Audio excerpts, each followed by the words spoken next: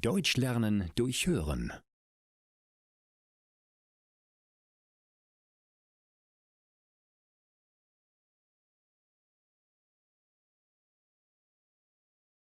Mein bester Freund. Mein bester Freund und ich, wir kennen uns bereits seit über 20 Jahren. Wir sind zusammen zur Schule gegangen und haben auch danach eine Menge miteinander erlebt. Dabei haben wir uns gar nicht von Anfang an verstanden. Was für ein Angeber, habe ich mir gedacht, als im Kunstunterricht jeder seine Bilder bewundert hat.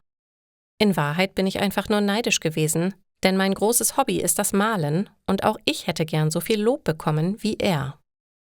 Lustigerweise haben wir uns eines Tages gerade deswegen angefreundet.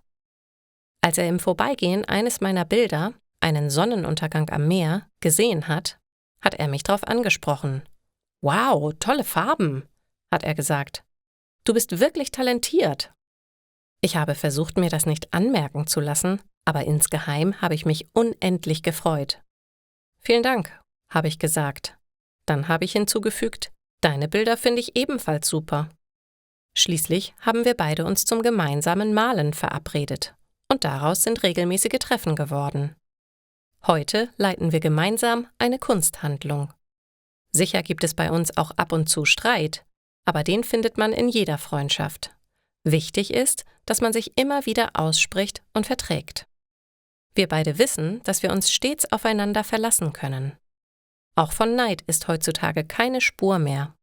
Wir schätzen einander sehr und machen kein Geheimnis aus dem, was uns durch den Kopf geht. Vielleicht ist diese Offenheit der Grund, aus dem unsere Freundschaft so gut funktioniert. Schon verrückt, wie das Leben so spielt.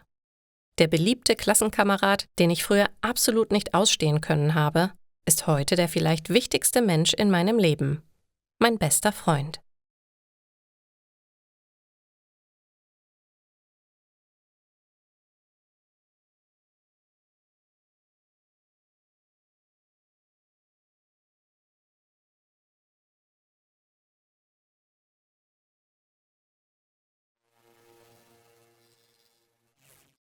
Deutsch lernen durch Hören.